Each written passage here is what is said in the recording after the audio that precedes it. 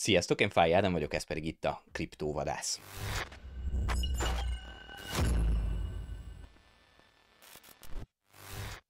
A mai videónk témája akkori fog összpontosulni, hogy hogyan változtatja meg a világunkat, a tokenizáció, hogyan lesz mindenből, ami dologi jószág, a közgazdaságtanban dologi javaknak nevezett tárgyi eszköz, vagy immateriális eszköz, hogyan lesz végül teljes egészében digitalizálva, és maga a tulajdonérték hogyan lesz digitális úton kereskedhető. Most pedig akkor nézzük meg a mai témánkat. Ugye azt beszéltük, hogy a tokenizációval fogunk foglalkozni, és ez a tokenizáció látszólag egy olyan dolog, amire könnyen mondhatnánk azt, hogy hát minek foglalkozunk vele, amikor még úgyis egy távoli történet. Csak az a helyzet, hogy ez a történet ez nagyon nem távoli most már. Ahogy a mesterséges intelligenciában történt egy hatalmas előrelépés az idei évben,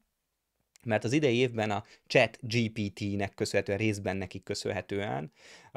egy olyan szintre emelkedett a mesterséges intelligenciának az alapvetően elérhető, ezt most már default szintként értelmezhető tudása, ami innentől exponenciálisan tud tovább fejlődni, úgy, hogy ezt a szintet meg fogja tudni tartani. Mit jelent ez? Hogy most már van egy olyan alapréteg a mesterséges intelligenciában is, amire lehet építeni. Na most, hogyha megnézzük, hogy hogyan kapcsolódik ide a mesterséges intelligencia, a jövőben a mesterséges intelligencia alapú algoritmusok dönthetnek arról például, hogy az egyes tokenizált eszközöknek a licite, az árfolyam felhajtása vagy árfolyam leverése éppenséggel hogyan alakuljon, tehát mesterséges intelligencia algoritmusokat lehet majd megbízni, hogy mondjuk aukciókon licitáljanak valaki nevében egy-egy tokenizált tárgyra. Ez ma elég futurisztikusnak hangzik, és lehet, hogy a társadalom legnagyobb részét nem is ez a válfaja érinti majd a tokenizációnak,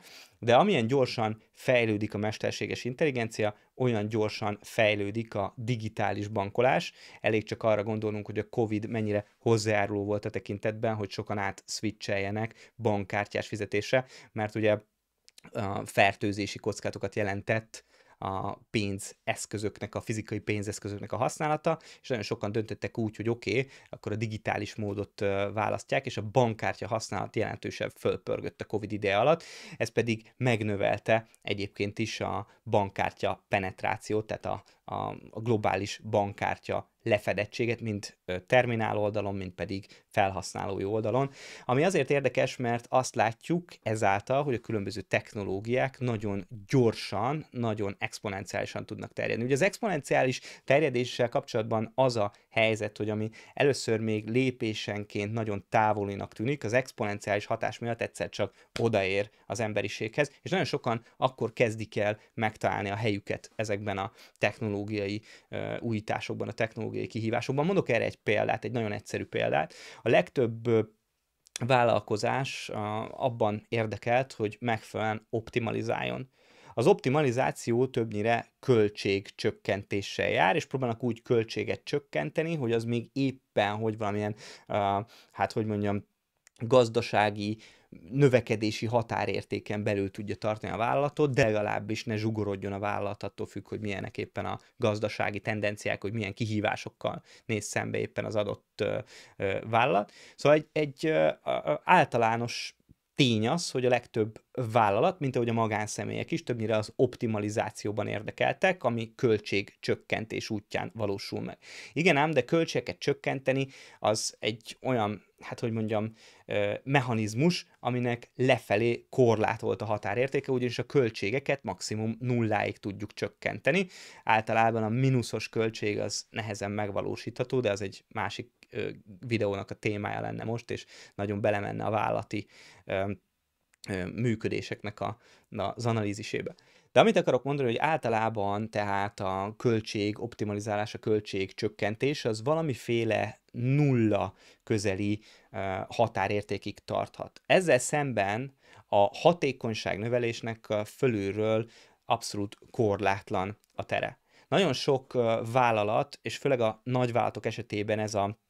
ez a igazi, hát hogy mondjam, versenyképességi mozgatórugó, hogy nagyon sok vállalat egyszerre fedezi föl az optimalizálás és a hatékonyság növelésnek a kombinációit, és ehhez nagyon sokan használnak például mesterséges intelligencia algoritmusokat, de mivel mi kriptóval foglalkozunk, nagyon sokan foglalkoznak, vagy nagyon sokan használnak okos szerződéseket. Nagyon sok vállalat jön arra rá, hogy rengeteg, hát hogy mondjam, munka időt tud megtakarítani azzal, hogyha bizonyos folyamatokat automatizál. És a folyamatoknak, a bürokratikus folyamatoknak az automatizálása az nagyban ki tud merülni például az okos szerződések használatában. Ez azért érdekes, mert az okos szerződésekről mi ma valami olyasmi képet alkotunk szerintem többségünkben magunkban, hogyha laikus megközelítéssel állnánk a piachoz, hogy oké, de hát ez majd az ügyvédeknek a dolga, meg a jogászoknak, a egyéb jogászoknak, a jogalkotóknak a dolga, és hát mi közünk van nekünk az okos szerződésekhez. De a helyzet az az, hogy okos szerződésekkel találkozhatunk majd a jövőben a tokenizáció miatt egy egyszerű dologi tranzakció esetében, például amikor az Amazonról megrendelünk majd valamit, vagy például akkor, amikor el akarjuk adni az ingatlanunkat, vagy amikor valakitől meg akarunk vásárolni egy autót, vagy valakinek el akarjuk adni az autónkat, és a többi, és a többi, és akkor még nem beszéltünk azokról a nagyértékű, mondjuk a luxus óra piacon, hogyha a Chrono 24-re gondolunk, sokan biztos ismeritek a Chrono 24-et, a Chrono 24-en most vannak olyan alternatívák, ami alapján szegregálhat, csoportosíthat az ember, hogy kitől vásárol, hogy éppen valakinek milyen a rankingje, milyen a minősítése, vagy éppen valaki minősített értékesítő-e egyáltalán. Na most, hogyha valaki minősített értékesítő, akkor általában az a prekoncepciónk vele kapcsolatban, hogy ő biztosan olyan, nem tudom, órát fog, hogy maradunk a Chrono 24-nél, biztosan olyan órát fog számunkra értékesíteni, ami eredeti, és akkor talán kisebb a valószínűsége annak, hogy ráfutunk egy hibára, de egy dolog biztos, hogyha minősített értékesítő, akkor a Chrono 24 mondjuk nekünk valamiféle védelmet tud biztosítani, és ennek a védelemnek van egy ára, ezt mi megfizetjük, mint ahogy megfizetjük azt is, hogyha külföldi az áru, amit berendelünk, és ilyen nagyértékű árunak mondható, mint mondjuk valamilyen luxusóra, egy Rolex, egy Patek Philippe, egy Audemars Piguet, vagy egy Richard Mille, vagy bármilyen egyéb felső kategóriás óra, akkor kérhetünk mellé értékbiztosítást. És az értékbiztosítás az garantálja azt, hogy lényegében azt az órát fogjuk megkapni olyan állapotban, amilyen állapotban föladták. És hogyha mindenki örül, mindenki elégedett, átveszi az ember az órát, és azt mondja, hogy oké, ez meggyőződtem, hogy eredeti, minden rendben van, nem vétózom meg ezt a tranzakciót, nem nyitok vitát, akkor a tranzakció végül is végbe is megy, az eladó ténylegesen megkapja a pénzt, amit adott esetben a Chrono 24 egy ideig depozitban tarthat, amíg az ügylet ki nem fut, és aztán tényleg megkapja az értékesítő az ellenértéket,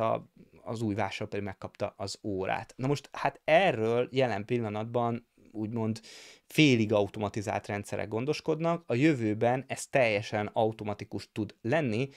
úgy tud automatikus lenni, hogy amikor valakihez mondjuk beérkezett a pénz, akkor küldi el az árut, és az ilyen eseteknél, amit most itt a Chrono 24 esetében mondtam, ilyen esetekben például megvalósulhat az, hogy amikor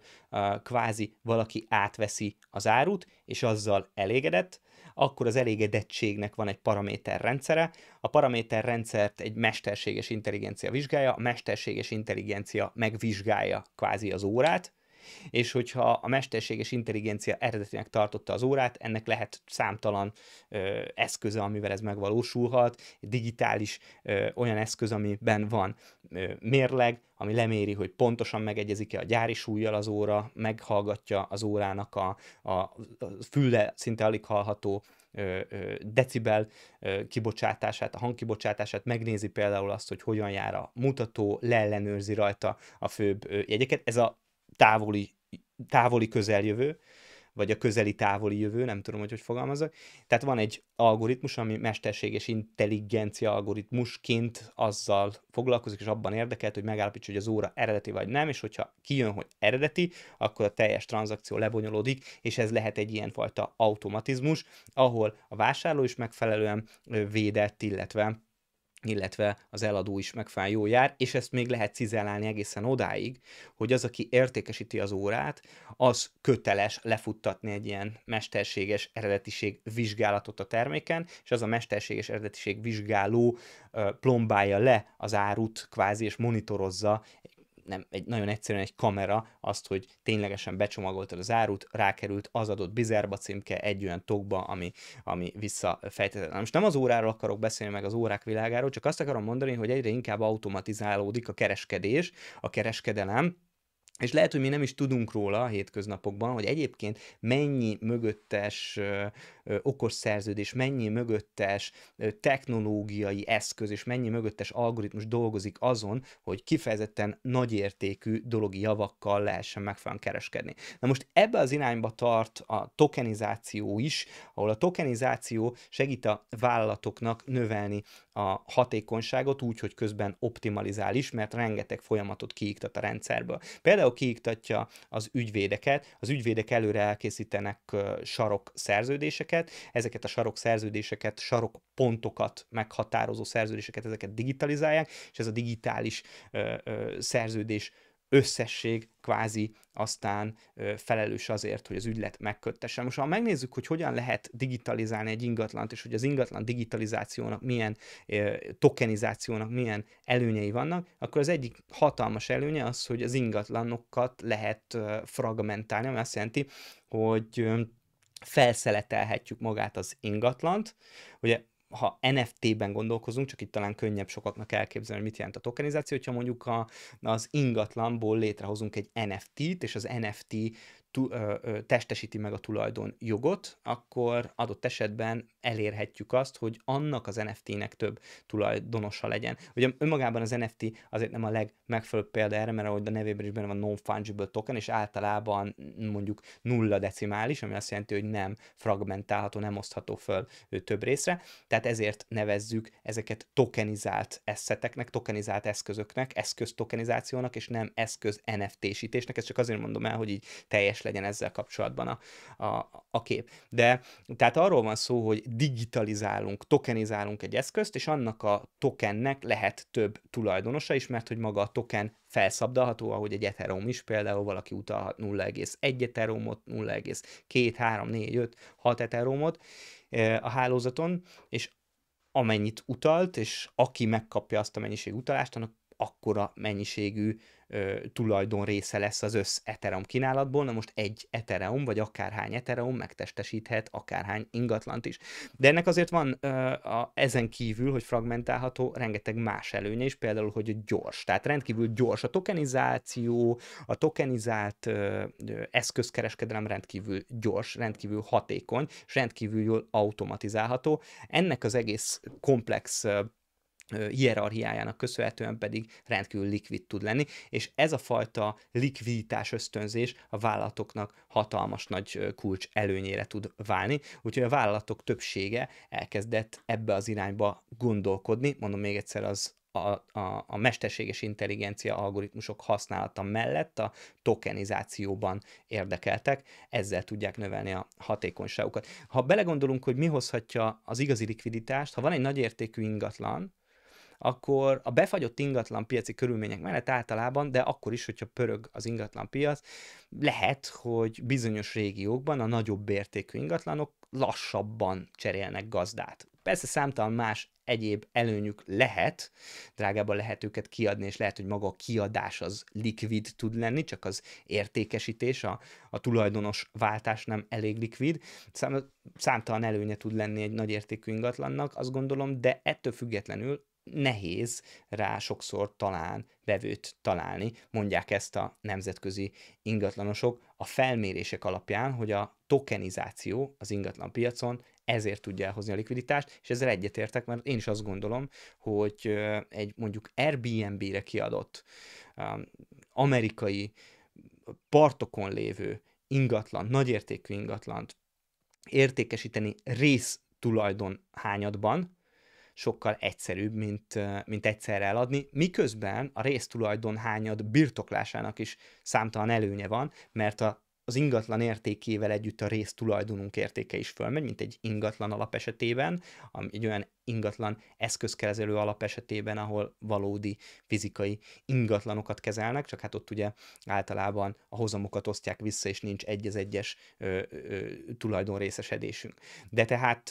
tehát ahogy emelkedik az ingatlan ára, úgy emelkedik a tokenizált résztulajdonunknak az ára is. Szerintem ez meghatározó tud lenni, és ettől jó befektetés lehet, és jól diverzifikálható befektetés lehet. Tehát azt mondjuk, hogy mi hiszünk abban, hogy Amerikában is különböző partszakaszokon ez egy jó deal, hiszünk abban, hogy mondjuk Balin is ez egy jó deal, vagy Tájföldön is egy jó deal, és lehet, hogy összességében nem férnénk oda az összes piachoz, de tokenizálva, így felszeletelve az ingatlan piacot, odaférünk, mert résztulajdonokat tudunk így megvásárolni. És mindegyik résztulajdonunknak, ahogy emelkedik az ingatlan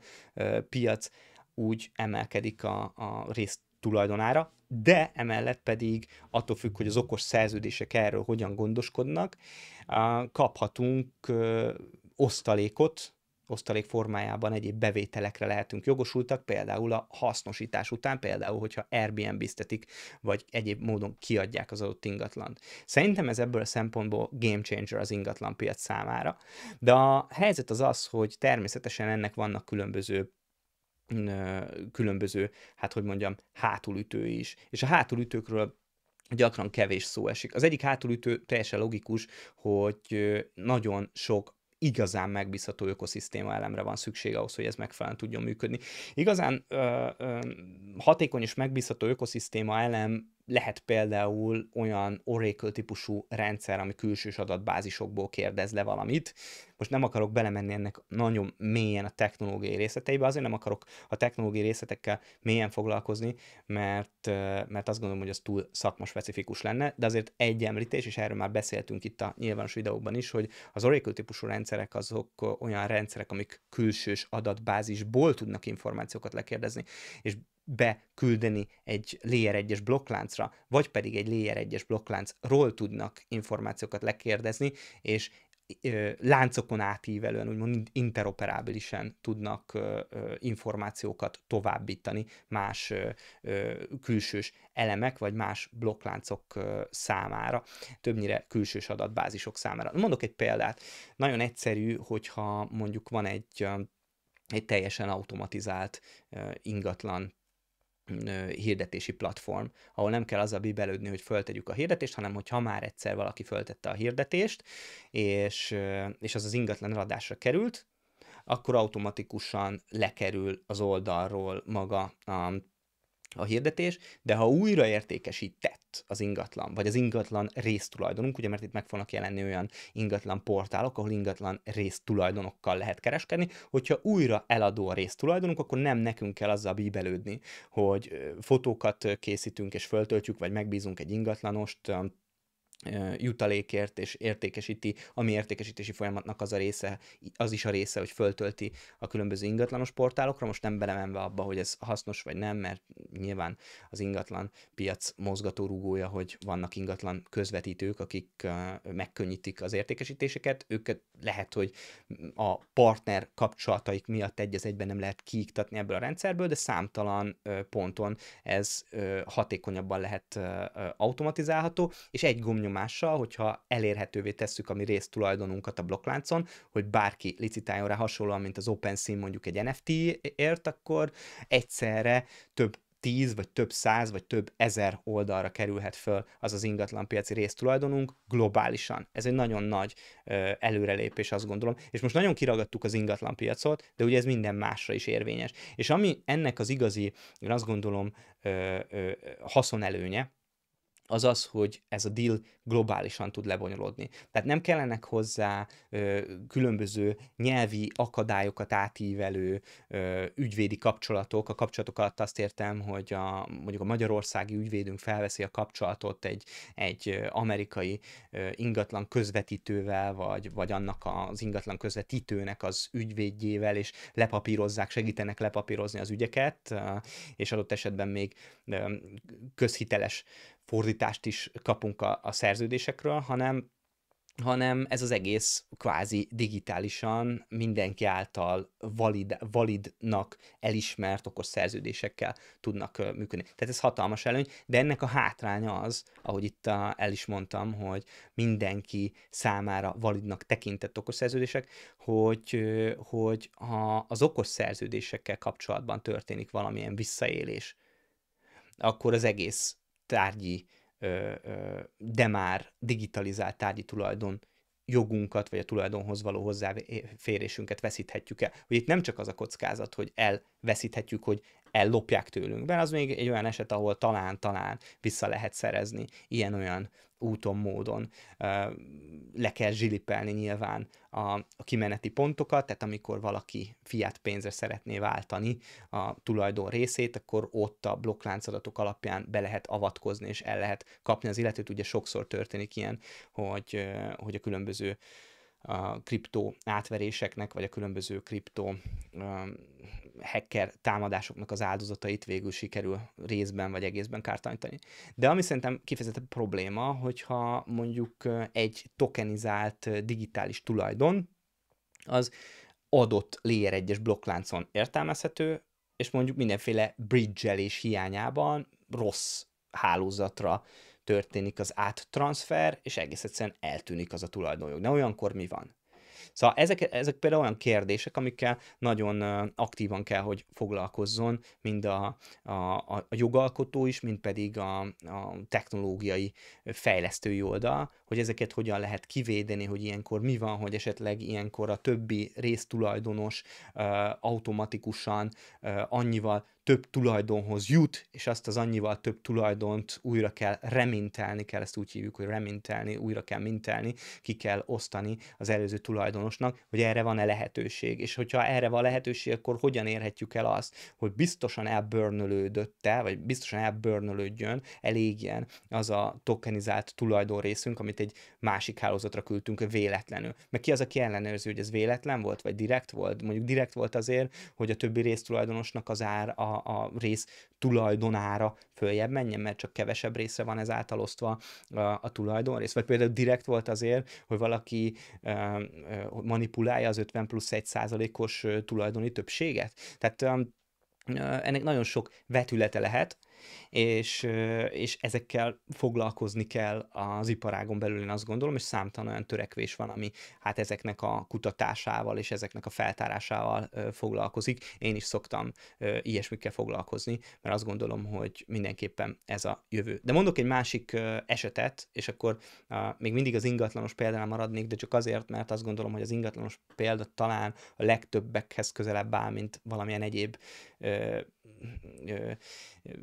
materializált jószág, ezt a közösségben, vagy így hívjuk, hogy jószág, és itt nem az állatokra kell gondolkozni, valamilyen materializált egyéb jószágnak a példaként felelevintése az talán kevésbé annyira a többség közeli, mint mondjuk az ingatlanos példa. De hogyha az ingatlannál maradunk, akkor egy akut problémát jelent szerintem a piac befolyásolásnak a kérdése. Hogyha elgondolkozunk egy picit azon, hogy az NFT világ ma hogyan épül fel. Az NFT világ szerintem az egyik leghaszontalanabb világ ma a kriptopiacon belül. Sajnálom, hogy ezt kell mondanom, mert egyébként nagyon innovatív párti vagyok, és nagyon szeretem az úttörő technológia alkalmazásokat, de az NFT világ okot ad talán legjobban a visszaélésekre. Azért ad okot, mert ott aztán tényleg valami olyasmit vásárolunk meg, amit tipikusan csak azért veszünk meg,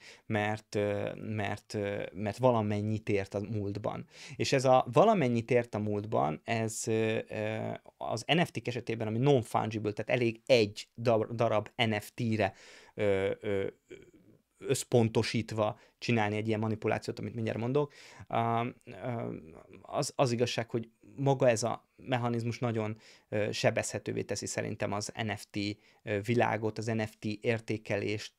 kevésbé teszi objektívvé, és nagyon, hát hogy mondjam, kiszámíthatatlanná teszi ezt a piacot, szóval egy lufivá varázsolja ezt a területet. Na, hogy mi ez a folyamat? Ez a folyamat a zsebből zsebbe történő fölárazásnak a folyamata. Amikor valaki kibocsát egy NFT-t, és az NFT-nek az árképzése, az nyomon követhető a blokkláncon. És azt csinálja, hogy az egyik zsebéből